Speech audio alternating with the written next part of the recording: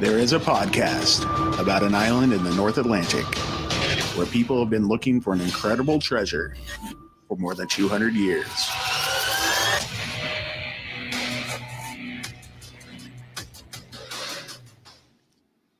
Hello and welcome back to Could It Be? An Oak Island podcast. We are your hosts, Deidre and Dustin White. Hey, what's up? Hey! Did you enjoy that episode of The Curse of Oak Island? Of course I did. Yeah. That's a thing I do. It was pretty awesome. I loved the field trip, and we're going to get into it. Oh, man. So much. So much stuff I can't pronounce. Yeah. I was like, so I'm just going to screenshot that and that. Well, and but that. this is mostly, like, most of our audience is audio only, so you got to take them into account. You got to try.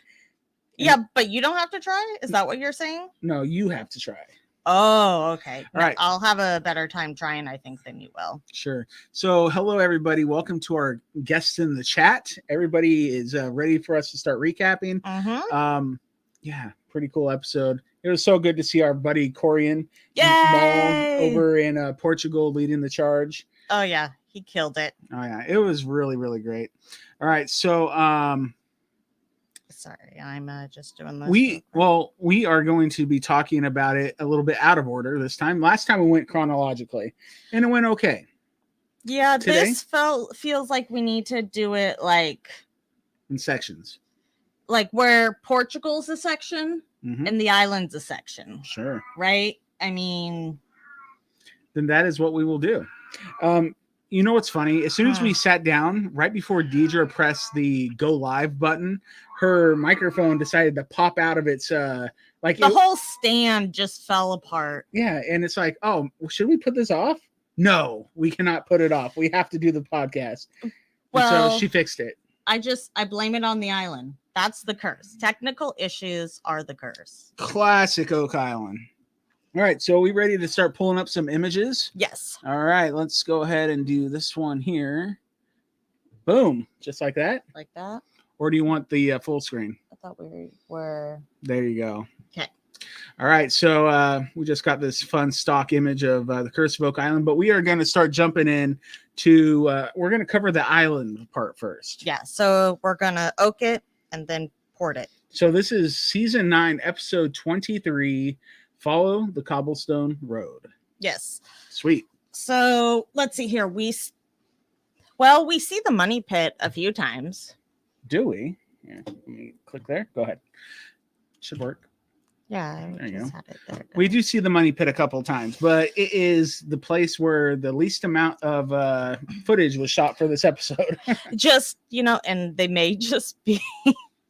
Oh, man. Anyways, they're just like, hey, we're still digging.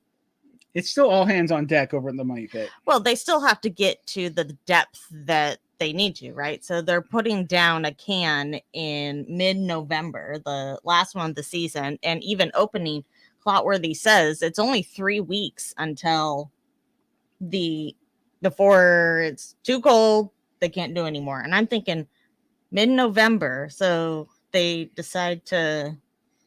They got the equipment there. Might as well put down one more can. I mean, if they can, they're like, well, we're here. Yeah, so who did we have? Like, we briefly saw, like, Billy over there.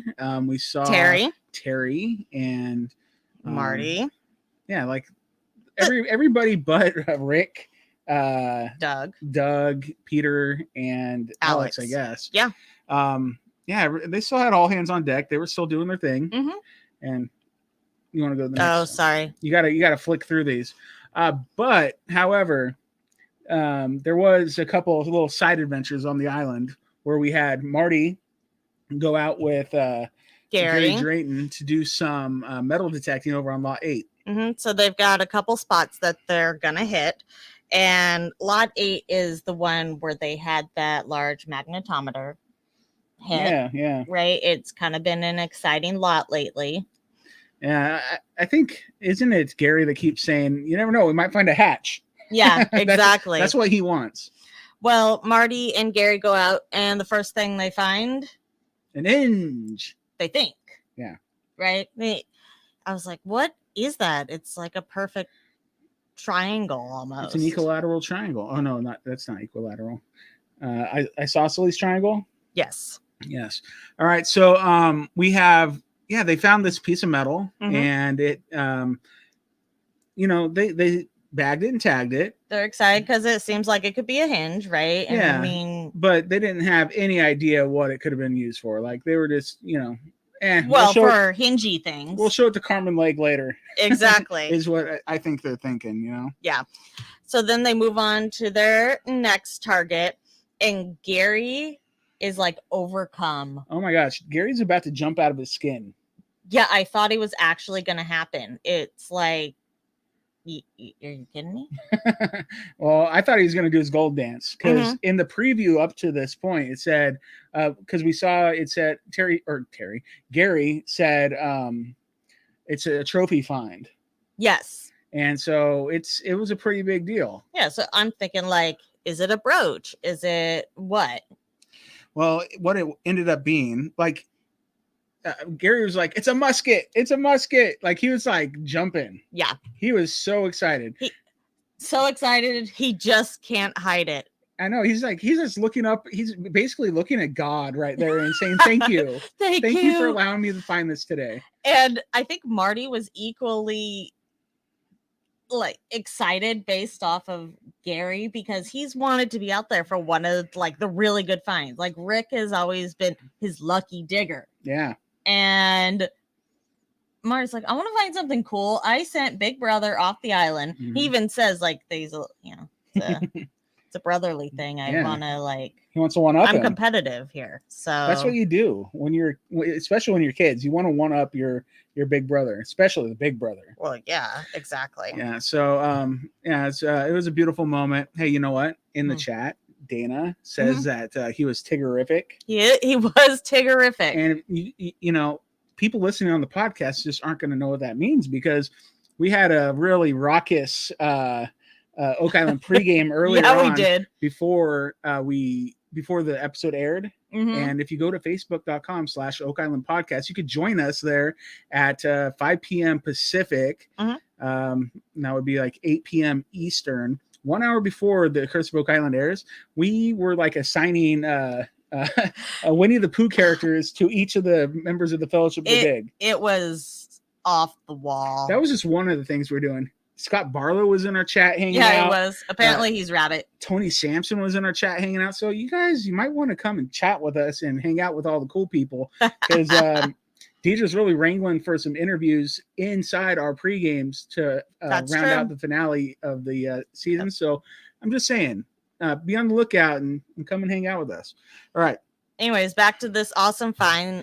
We have a couple shots, where it's like caked in mud. Yeah. And the first thing that needs to happen is we need to go see Laird, but he's not in the archaeology trailer. Wait. Right before that. Oh, okay. Because like Rick was still kind of identifying the object, the artifact, and he said that it was an action piece of a flintlock. Oh, that's right. He said, like, Marty was like, so some of it would be made out of wood, right? And he's like, yeah, that would have decayed, right? Basically. But the metals was left over, and so the barrel might be around here somewhere too to find. Oh yeah, and his eyes light up, and Marty kind of has a moment when he says, "Oh, it's a flintlock." Like, it kind of, you saw it where it went tick tick tick. Oh, this is really cool. Yeah, it was really cool. Do you remember what Gary called him and himself and Marty after the comment? Oh man, I don't remember, but it was funny because I laughed out loud. The Two Musketeers. Oh, that's right. The Two Musketeers. Very punny, Gary. They're the Oak Island Musketeers. Yeah. Anyway, so then like I was saying, they head over to the interpretive center. Yep. Laird's in there with the CT scanning machine. Yep. And he knows something's up because Gary's got that look on his face. Well, Gary came in just bouncing like Tigger. So, he was that excited. Right? And Laird's like, all right, what you got?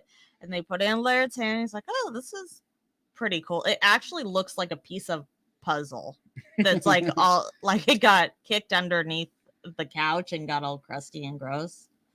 I don't know. Almost looks like that thing that Claire had posted on Facebook last that week. That was their children's art. It was a caterpillar. Was it her children's art though? Yes. Okay. I don't think it was hers. Even if it wasn't, I don't care. It is now. The caterpillar. Okay. Yeah, it didn't look It's like a that. pretty Anyway. cool caterpillar. Yeah. Anywho, yeah, this piece of metal was kind of, just handed over to Laird. And he's like, you know what? Let's scan it.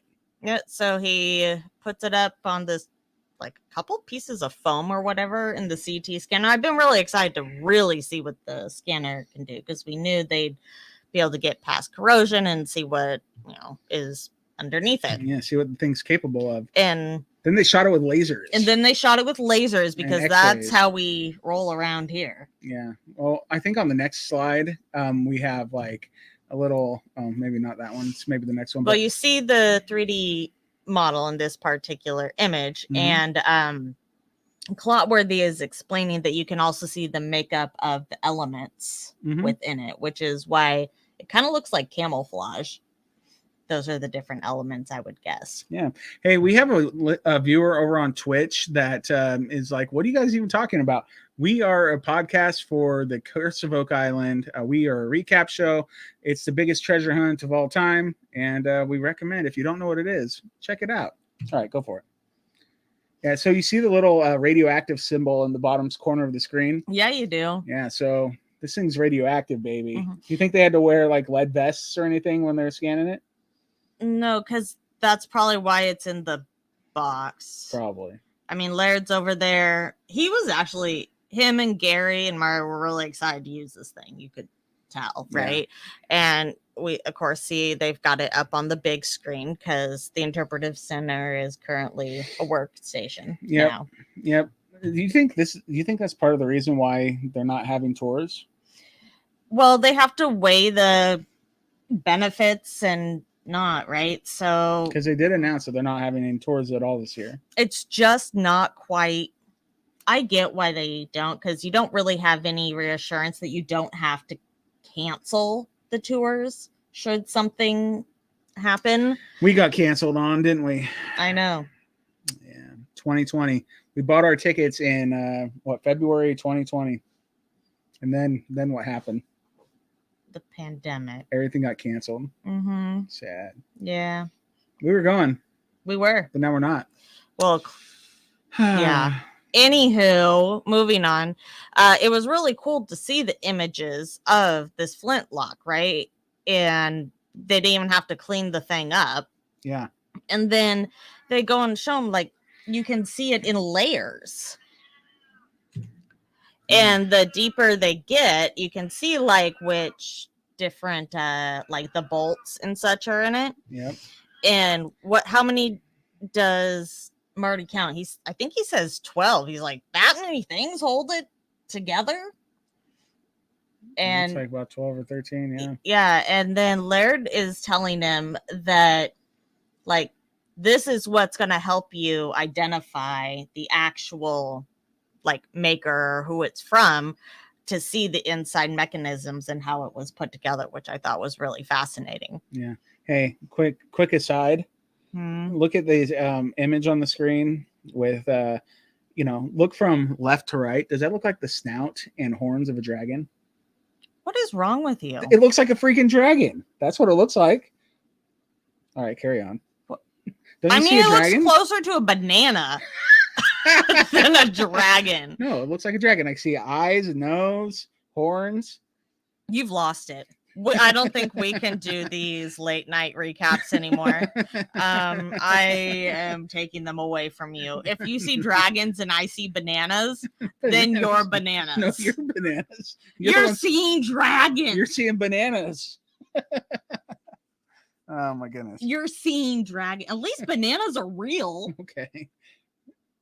Dragons are real too. Ever seen a Komodo dragon? Yeah, that's right. All right, next slide. I'm gonna throw a banana at you. Nah. Oh, here's another closer look up of it. So cool. Yeah, it's very cool.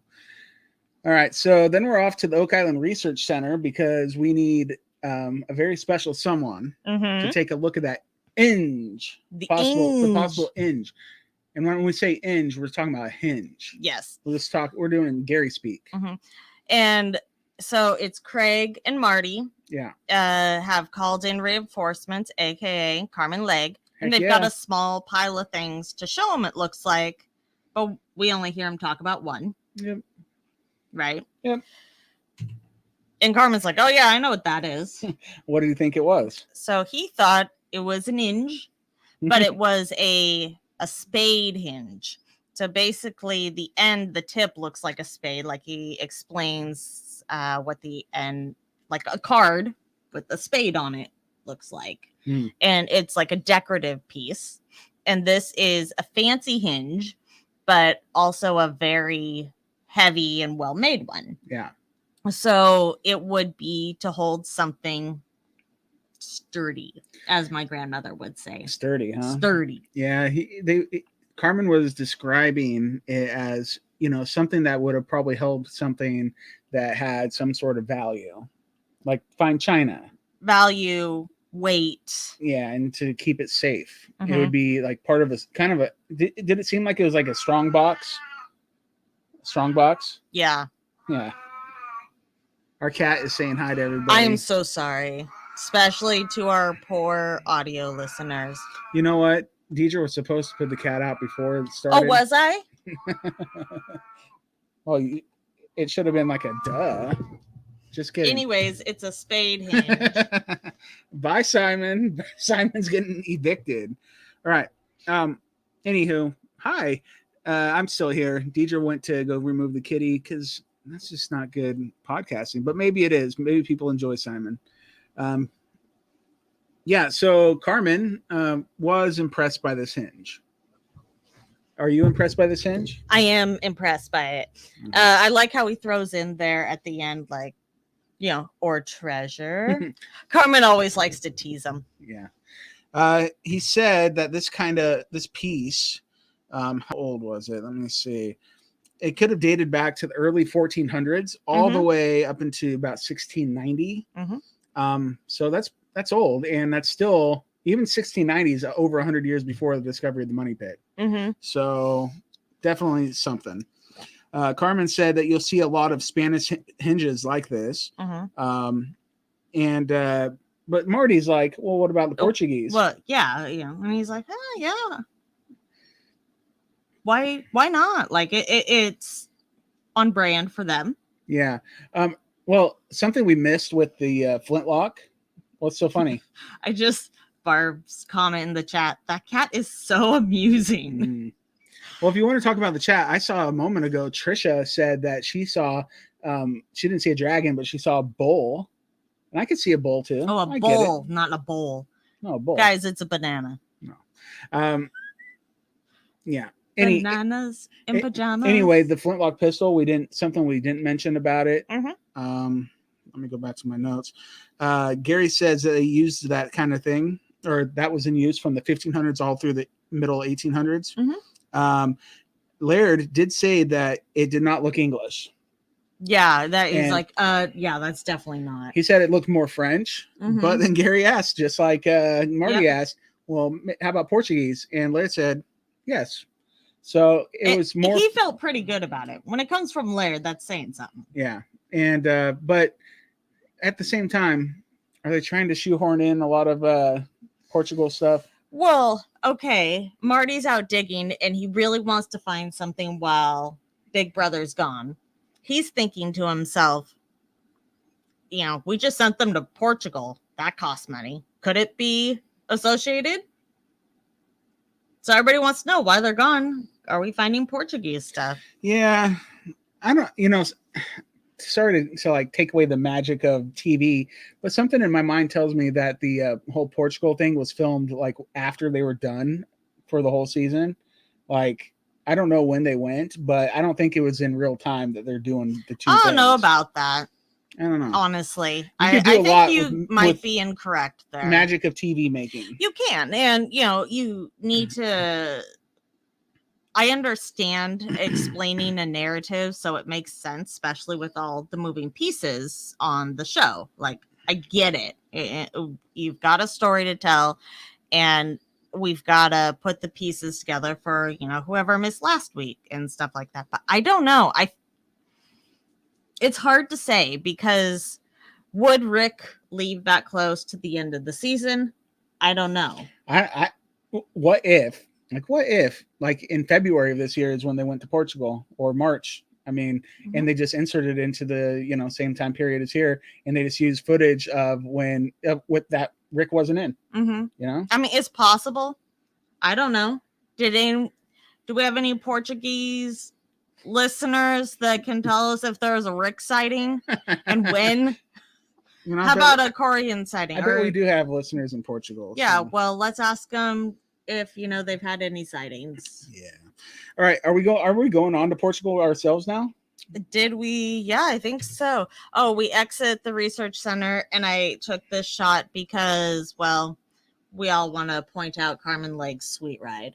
You have to admire his style. I love that the blacksmith shows up in a Corvette. It's pretty sweet. Like, mad props. That guy, he knows what's up. It's an older Corvette. That's like 80s or 90s. What color do you like for a Corvette like that? Didn't you don't like a pink one, do you? Well, it depends on the pink. Oh.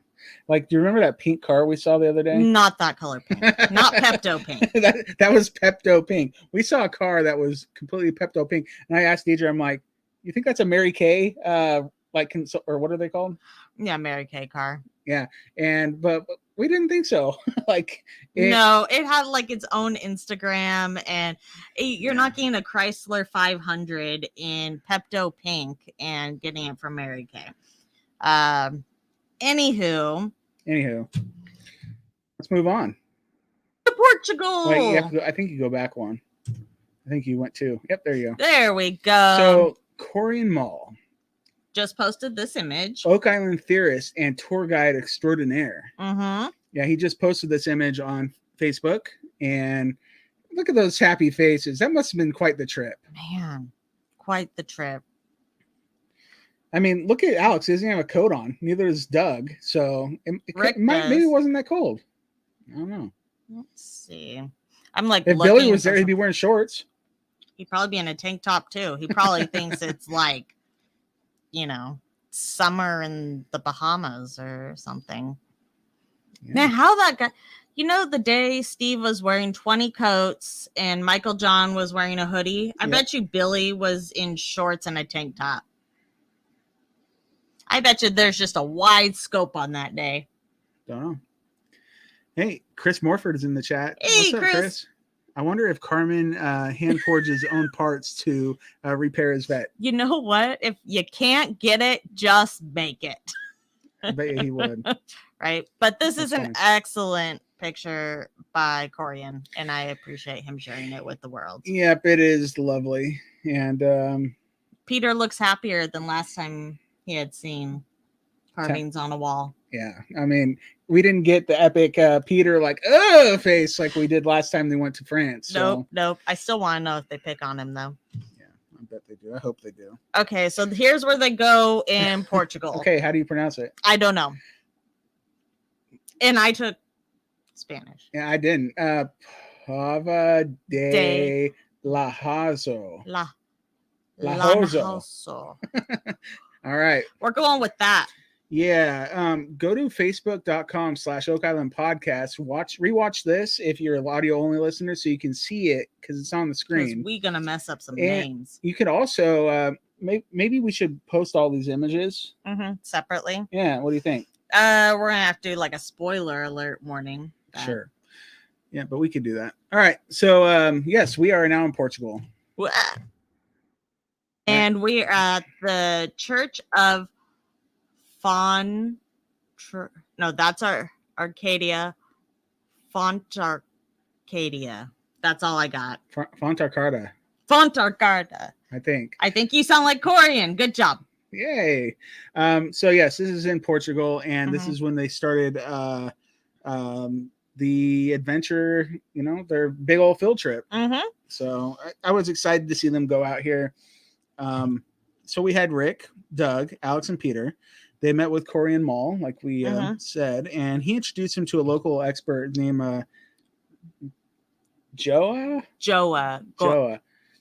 It was like Joe, but with an extra. So it was like Joa. Yeah, well, he seemed like an intelligent fellow. Oh, yeah, he definitely seemed like he knew what was going on. Happy to get the knowledge he was laying down. And they go into this church, and this church is this was okay. Start over. Rewind. Back in 1126, Lady Teresa donated this land to the Knights Templar. Yes. And that's when they got a foothold in Portugal. Yes. King Alfonso I invited the Knights Templar to fight in the Crusades. At least that's what I got. That's what I took away too. They go into this church, right? And there is Templar carvings all over all the walls. Mm-hmm. And their expert says, we're not going to find things like written on paper and in books. You're going to be looking at symbols, things in the wall, iconography, that type of stuff. So that's literally what they did. Yes. Looked at walls. They did. They looked at many walls. Mm-hmm. Rick says that in this church they may find the earliest records of the Templar in Europe. Mm-hmm. Things that hadn't been destroyed yet, I guess. Corian calls this church a very sacred place.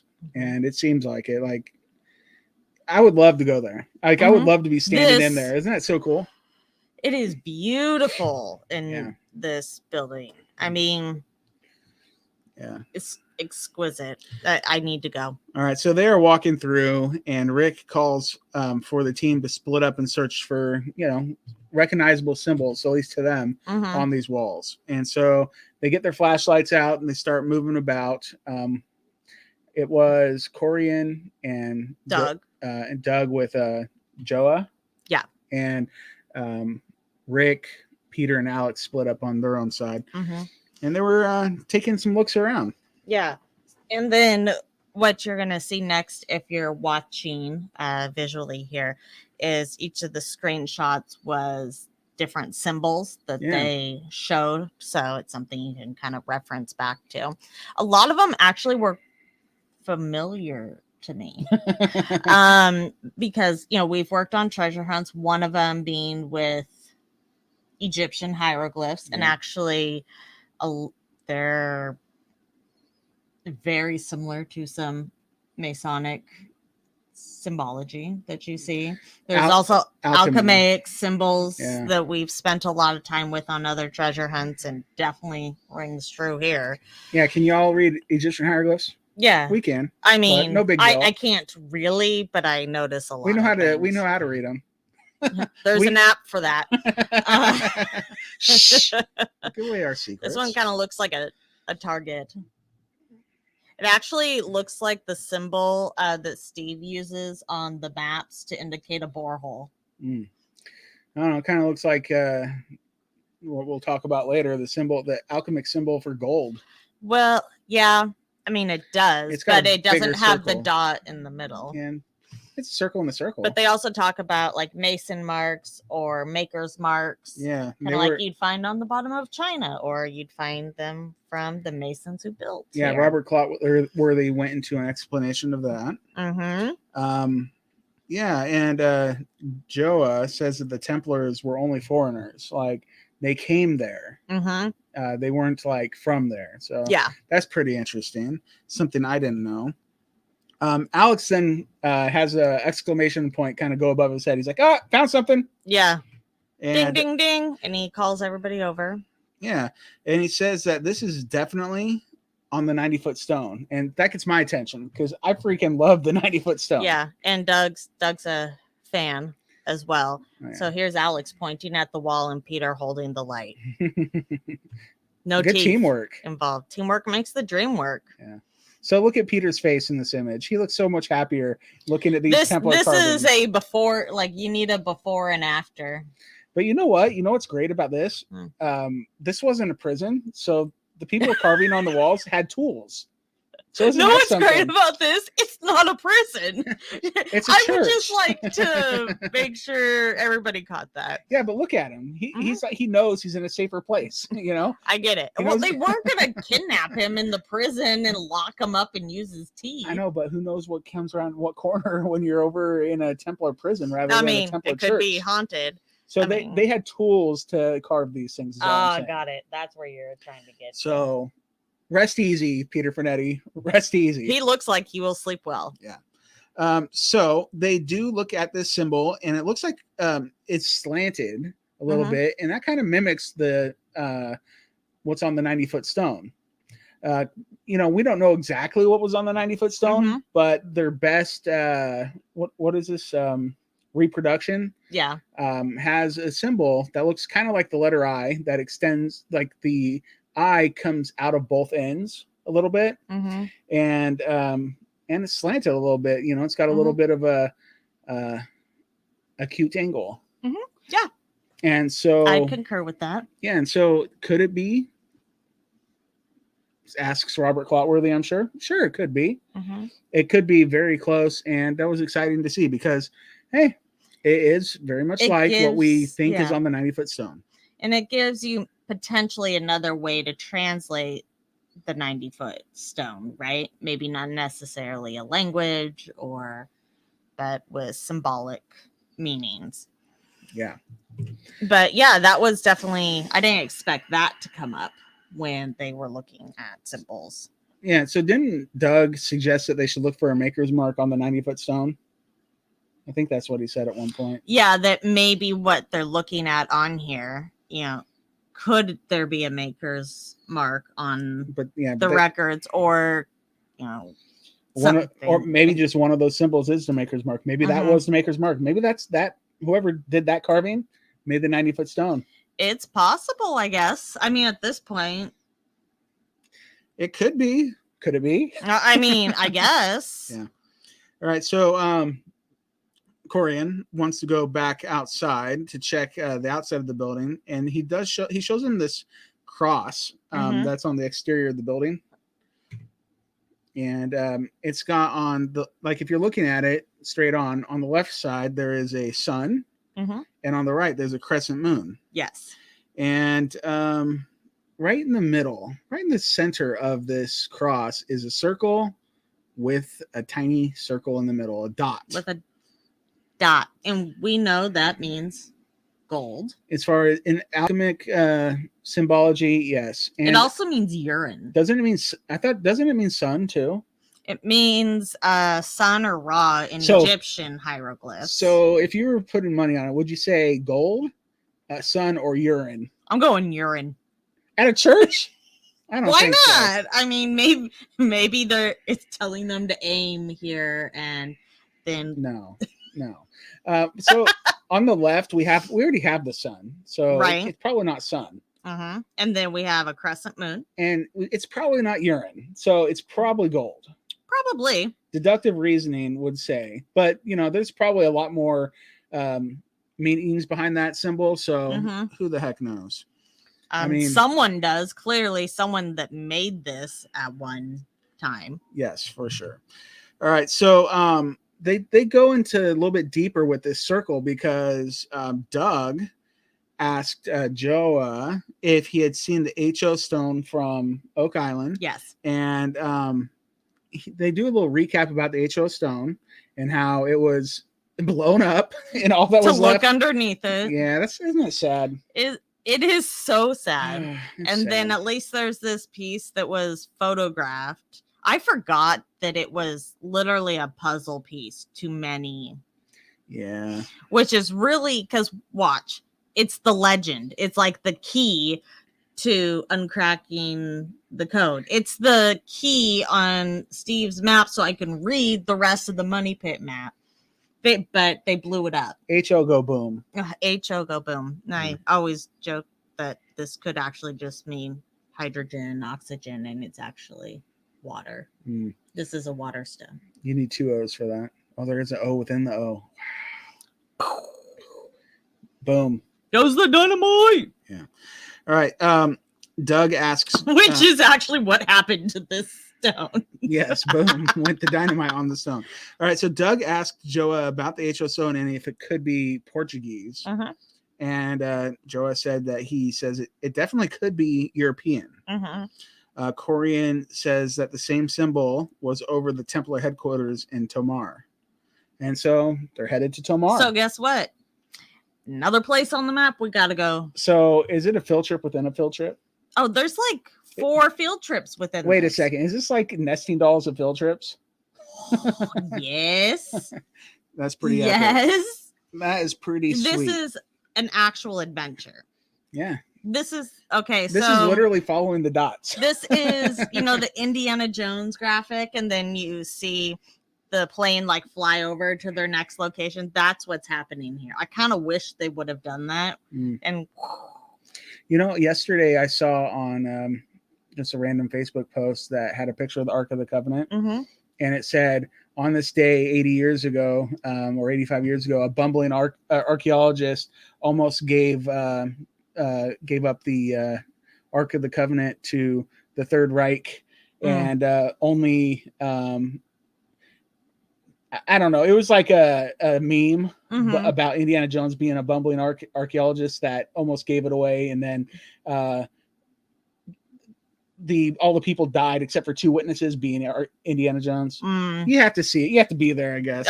Clearly, because I'm not getting anything out of this. But you're not picking up what I'm putting down? They get done looking outside. Yep. And they ambulate on out there. This is where Corian took that picture, huh? Yeah, because I can see the entryway there. Yeah. That's got like a beautiful stuff. Something. All right. So Tomar. Hi ho, hi tomorrow, ho. Tomorrow. Off to Tomar we go. All right. So we are in Tomar. Corian brought the team to the Templar city of Tomar. It's a city of 7 hills. It's a Templar city. Yeah, so John the Baptist, right?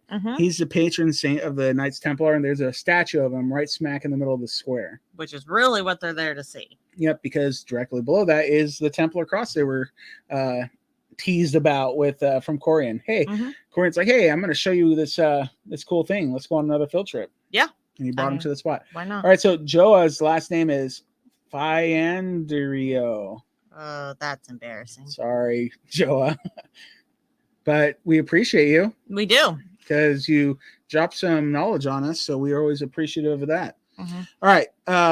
So we're looking at the symbology on this particular statue and around them. Yeah, but we do get a kind of like a little bit of a recap backstory from Clotworthy discussing about, in 1307, the Friday the 13th, we had the Knights Templar kind of massacred, and when they then moved, some flee to Portugal and some to Scotland. That's right. Yeah, that's the Baronet people, right? And then those people got pushed away, and the Portuguese became the Order of Christ.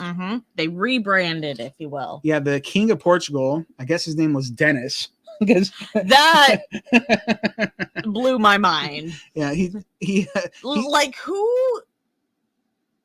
Dennis. Well, that's a I mean, if name. you're gonna be king, but I've never heard of like. I have a cousin. All I think of is Dennis the Menace. I have a cousin named Dennis. It's fine. He's cool. I believe you, but I just wasn't ever like King Dennis. Well, never came up in my research. Isn't that sad that you think of Dennis the Menace and this guy's helping out these Templars and forming the Order of Christ? He probably did some bad stuff too. How do you know? I don't know. What a thing to say with like nothing to back it up with. I will work on that. Nah, it's all right. I'll work on King Dennis if that's what you need. So King Dennis, he's the one suggested the name change and changing the symbol of the Knights Templar in order to protect them. Rick wanted to know, he was curious about the shape of the cross of the Orders of Christ because we have, they show, two things. They show the Templar cross on that statue. Yeah. And then we have the actual Order of Christ cross, which is elongated on one side. And Rick wanted to know if the shape of the Order of Christ symbol may have been what Nolan Cross was modeled after. And this is when Corian was explaining to him that they rebranded, right? Yeah. So that's why you originally, like you see on those, I want to say flags, the sails on the ships as they go across are the shorter, not the elongated cross. Yeah. But as, basically they went into hiding and rebranded themselves, made them look a little different. This is more or less what you come up with. Big rebrand and all. Yeah, but it's not that different. It's not, but they can claim it to be. Yeah, they're like, no, we're not them. No, we're You're not looking for those them. other guys. Look, this one's longer. Yeah. Well, Joa and Corian both thought that, yeah, that is possible. That Nolan's cross could have been kind of modeled after this symbol. Because if that was the order that did it in that time frame, then it would make sense that it would be these lengths instead of the shorter symmetrical cross. Yeah. Right? For sure. And we see that symbology around in the square. We see the equal-sided cross on the statue, but across the Templar town city of 7 hills, you see this elongated cross everywhere, which was fascinating. Yeah, very cool. And then we do get a kind of like a nice side by side showing Nolan's cross and the newly rebranded elongated cross of the former Knights Templar, the Order of Christ. Which, bada bing, bada boom. Yep. Beautiful city. Yeah, it is quite lovely. Then we go to our third location. So get out your map and your dotted lines again. Yep. Time to go to the next All right. location. Can you pronounce this one? Nope. Alcu Idayo da Serra. Oh. That's as good as it's getting. If she's not even going to try, I'm going to at least try. I don't care if I make a fool of myself. I've already proven that many times over, have I not? Yeah. The third location is a pretty big deal. Like Corian's like, I need to show you something. Yeah. Like, guys. So this is where we get talking about the Stone Road. I love that Corian and like his 2 experts are already up there. It's like they give the other guys, hey, meet me at these coordinates and just, you'll know where to go. And they show up, they're like, I feel like I should follow this road. Follow the cobble brick road. Follow the cobble brick road.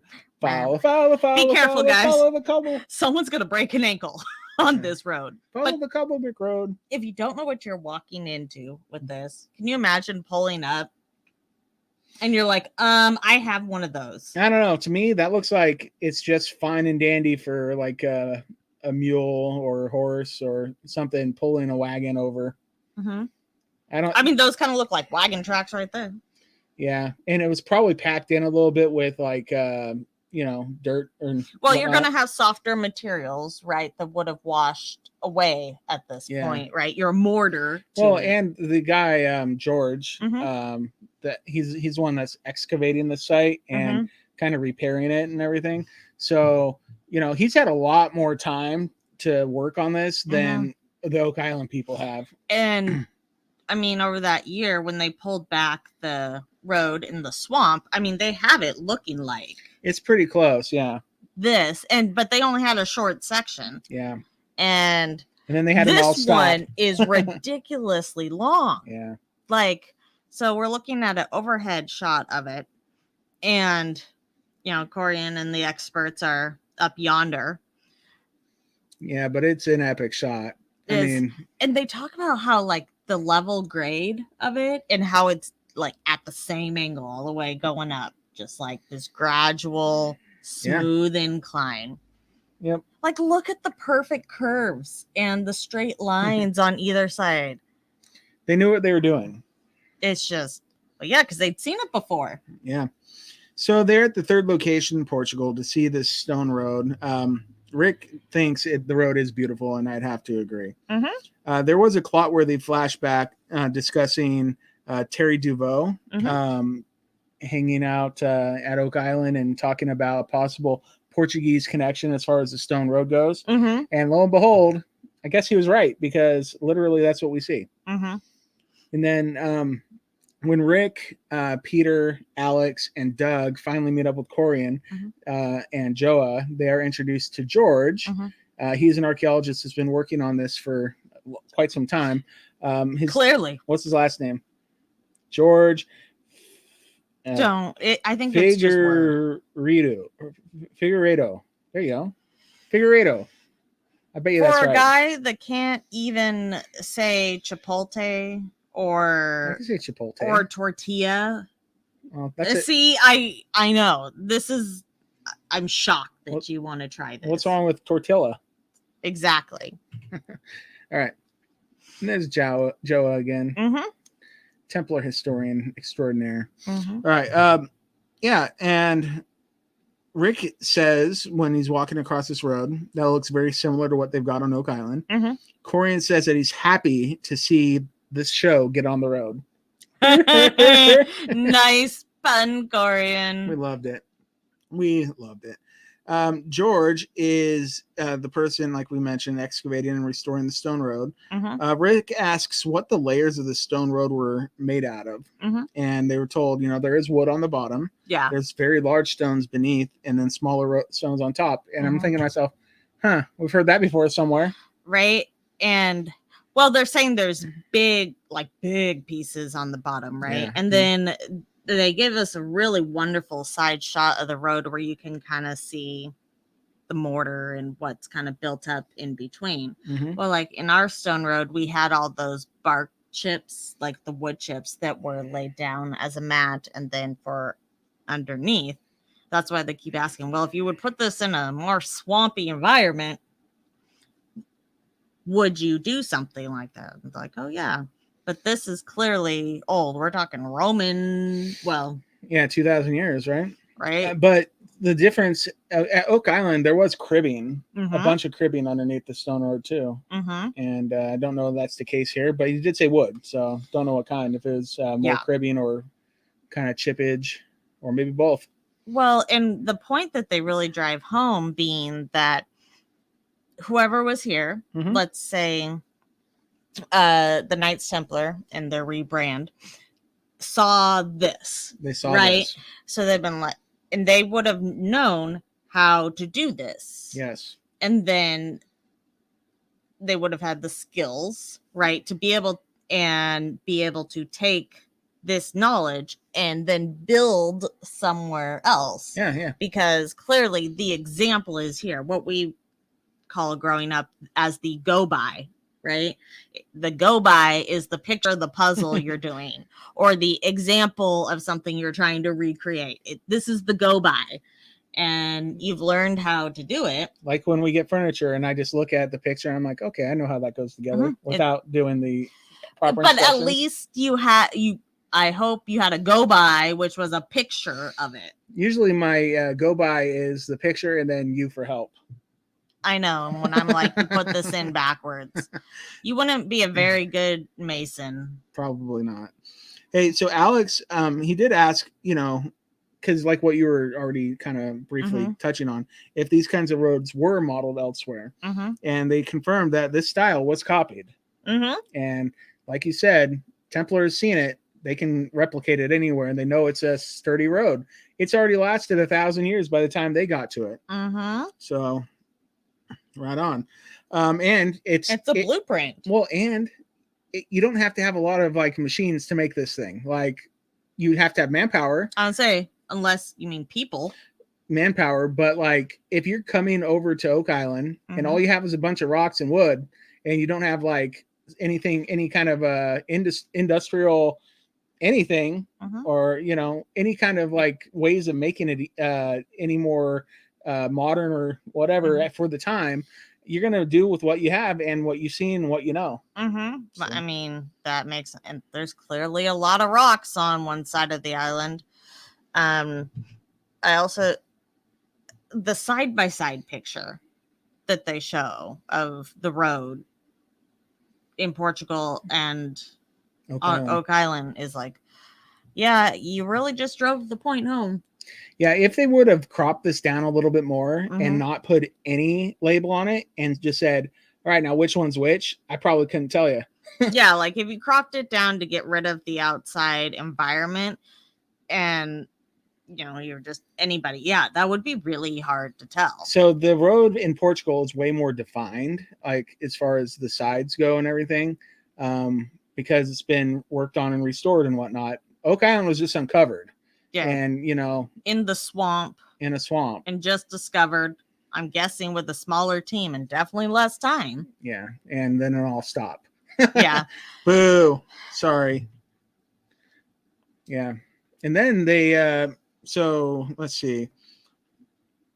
There was a second site that they went to, and it was like more like a stone pathway. And we're like, oh, well, we've seen that before too. So they go further up, right? Yeah. And they seem really excited to show this Oh, yeah. to them. And yeah, what we've seen as what we know as more like the stone pathway, which has been uncovered on Oak Island that goes up towards the Nolan property there. Yeah. Mm-hmm. And Aaron and Miriam last year were kind of chasing after it, right? Because they were running out of time. Yeah. Well, we found what seems to be a continuation of that off the stone road early in the season. And Steve had come in and projected the map, because he doesn't have opinions, he has facts. And if you project that, it's towards the money pit. What did I say at that time? Hey, why don't we follow Steve's projection to the green area? Well, guess what? They did. Remember, they had Peter and why didn't we do it sooner? They had Alex and David Fernetti. It was, and they were out there doing some scans, and they confirmed that what looks like it's still going. Well, and then they scanned over was it on lot 8 when they did the digging where the magnetometer hit was? Did they do scans? Maybe. Well, remember when Paul went out there and they did scans, and it seemed like that depressed area looked very much like some of this stonework. Yeah. So what they're seeing in Portugal here, it looked strikingly similar to what has been stone path. The stone pathway, because that was way less defined on Oak Island than what they have in Portugal. But I mean, more crude kind of. Yeah, but you need a road, and then you need pathways to get to the road. So I mean, that just makes total sense to me. I kind of think of it as like whether you're putting down concrete, asphalt, or gravel roads. Yeah. Right. So what kind of driveway do you have? Do you have the crushed thick gravel? Do you have pebbled? Do you have the nice smooth asphalt, or do you have concrete? Right here, the stone pathway, this is like a gravel road. Sure. Right. And then the one that's going to take the most abuse, or else you're going to have to re-gravel it all the time, is going to be your road, or more like your concrete or asphalt. Sure. Yep. More permanent. I feel you. Yep. Less potholes than we see around our area. Yeah, these roads have lasted a lot longer than the roads down the street. Yep. Just saying. Clotworthy does do a recap of the finds of the stone pathway and cargo barrels found on the island on the pathway. Rick says that you can take photos from each site and you wouldn't know which is which. Like I was saying earlier, you cut away some of this stuff and you ask me which one's Portugal and which one's Oak Island, especially the stone road. Yeah. It'd be hard to be able to tell.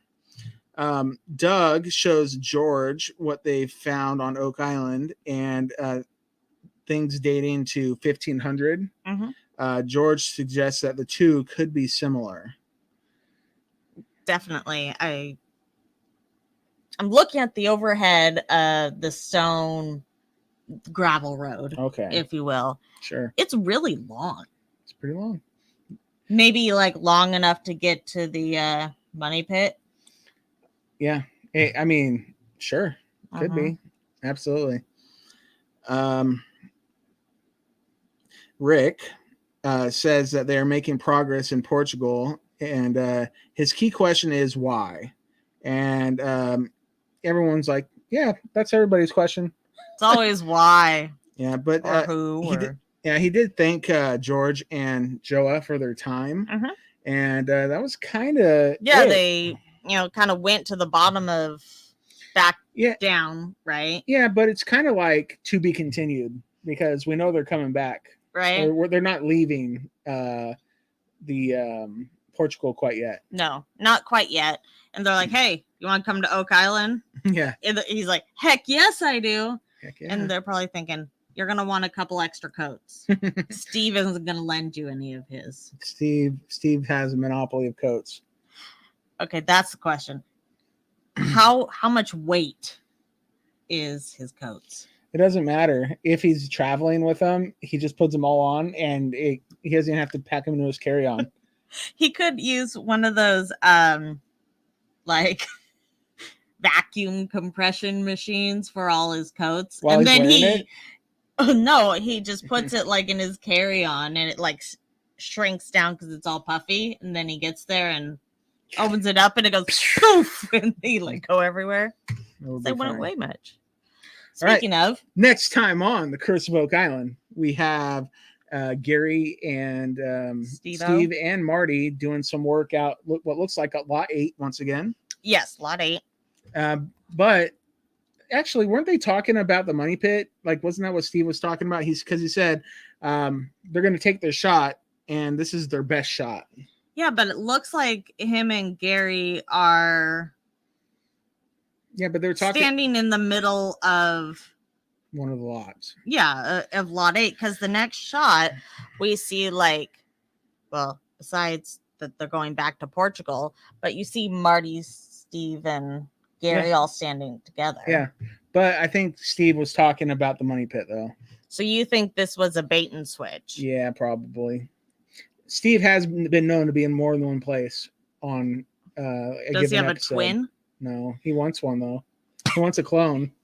So not a twin, just a clone. I think I'm a clone now. Oh, there's always 2 of me just hanging his around. His quote was when he's standing in the middle of the woods and Marty and them are digging. They're like, find a hatch. And they're like, hey, how about I find some more road? And that's a happy Marty. That is a really happy Marty. He's having fun on his big backhoe toy. Yeah, he sends Big Brother away, and he says he's gonna go drill all over his island, and he's like, he's holding it to him. Yeah. He's like, yeah, I'm gonna do that. Yeah, but then we have him so happy here, and I'm thinking to myself, poor Scott, he doesn't even know that Marty's having all this fun, and then he's gonna have to go back and fill up all of his holes later on. I know. Scott always has to go back in and fill the holes. It's like herding cats and then like filling in dog holes, everywhere. I put a bone in there. Yeah. That's for later. All right. So we want to go back to the Templar stuff. All right. So we do have a overhead view of like is this the capital, the Templar capital? Is that what they said? Yeah, something like that. It's on top of one of the 7 hills, I think.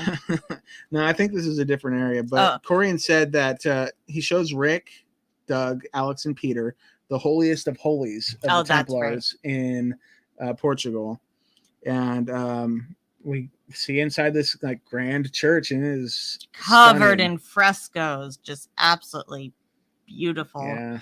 Interestingly enough, when you see the image and you look up, there's that elongated cross dead center. Whoop, there it is. There it is. And then you look straight ahead, there's another one in addition to all the saints that are above them in the frescoes. Oh my gosh. As above, so below. Yeah. All right. Let's get past the happy Marty. And then we see good old his son, his offspring, Alex Lagina, looking straight up at a hole in the ceiling. That's intense. It's pretty cool.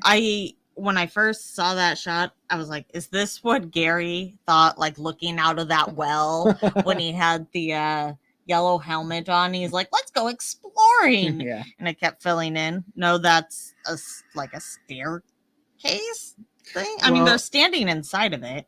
Okay, what they say is there's 9 platforms at the holiest of holies. And Rick says, well, that is exactly like the Money Pit story, how they had the 9 levels that the 3 boys or dudes, because I think they were young adults. They're young boys to probably Rick and Dan Blankenship and whatnot, but maybe like, Dan Henske. Dan Henske, but they were like just adult dudes, except for maybe they're probably all like Scott's age, or no, I think one of them was like 17 or something. I don't remember. But the story was, they went down 9 platforms separated by 10 feet because they got down to eventually the 90-foot stone, and that's where they kind of You know, Where they found the 90-foot stone. Right? And I'd be like, looking for some symbols, please. Yeah, so it's just pretty cool how this kind of correlates with that. Mm-hmm. Well, and we think about the presentation by Scott Clark and the 9 layers and how it was like, what was it, like a ritual and had to do with the Ark of the Covenant, all that. Well, you know, there's something here. You know, there's something. You know. All right. Well, that's it. That was a ton of fun. Thank you so much for for joining us. What else do we got? We'll be back next week on Monday, 5 p.m. Pacific, 8 p.m. Eastern for Oak Island pregame over on Facebook.com/Oak Island Podcast and also on YouTube.com/Oak Island Podcast. Yep. We're also on Twitch at Oak Island Podcast. Exactly. Weird. On Oak Island Podcast? You can tweet at us if you want. That's Twitter.com/Oak Island Podcast. Or, sorry, Twitter.com/Oak Island Pod. Yeah. So get it right. They can email us at OakIslandPodcast.com. Yeah. We have a website. We do. Guess what? It's OakIslandPodcast.com. All of our sweet swag and merch is on there. Mm-hmm. You can listen to episodes on there. It needs to be updated. We got a voicemail tonight. Oh. Do you want to hear it? I don't know. Maybe you should play it at pregame. Nah, I want to play it right now. Oh dear. Okay. Okay, let's see. I don't know how to make it speaker. Let's try. Hi guys, Jeff Signeri here. I got your phone number from a friend, Marty. He said you were going to lose your line if I didn't call. So with just a few weeks left and still more questions than answers, I thought I'd risk some big bucks and violate my NDA. It's time to answer the who, what, when, where, why, and how. Who? Dustin and Deidre. What? Could it be an Oak Island podcast? When? Pre-game 1 hour before each episode. Recap a couple hours later. Where? Facebook and YouTube. Why? Because they love us. How? Support them on Patreon if you love them too. Looking forward to season 10, episode 1, kicking the can down the road. I think you're doing a great job. Keep pulling for me. Love you all. Goodbye. Jeff leaves the best voicemails. He really thinks kicking the can down the road. Jeff, that was pretty epic, man. I don't know what else to say. Break my NDA. Oh my gosh. Jeff, that was hilarious. Thank you, Jeff. I needed that. That was good. And he promoted us there. Thank you so much. Yeah, thanks. You could be sure to come if you haven't ever. Come check us out on on Tuesdays. Mondays will be a real bust. An hour before the show starts. Mm-hmm. You won't be disappointed. Everybody has a great time. We have like dozens and dozens of people come in the chat, just chilling and just talking about all sorts of getting excited for the next show. Fun things. Yeah, we love it. And we love our people like Jeff. Thank you so much, Jeff. He said the why, because we love you. It's like Mickey Mouse. Oh. M-I-C. See you real soon. K-U-I. Why? Because we love you. Yep. M-O-U-S-E. All right. Is there anything else? Hey, if you want to think so. If you want to be cool like Jeff, you can give us a phone call and leave us a voicemail. 360-836-4549. And Jeff just saved our phone number because I got an email because we haven't gotten any phone calls lately, and it said, "Hey, you need to use this line, or we're going to give it to somebody else." Can you imagine if someone else got our line and then they started getting like random calls for like Oak Island podcast like that from Jeff? They'd be like, "What the heck?" It would have been pretty sweet, actually. It would have been pretty funny. All right, 2 more things. OakIslandPodcast.com. Mm-hmm. I already said it. Oh, I missed it. And did you say Patreon? No, but Jeff did. He did. Patreon.com/Oak Island Podcast. And you can support us there if you'd like. And I think that's it. All right. Well, did you give the email address? I think we did. Yes. Right? Okay, good. I think we're good. We were there for all that. Until next time. Could it be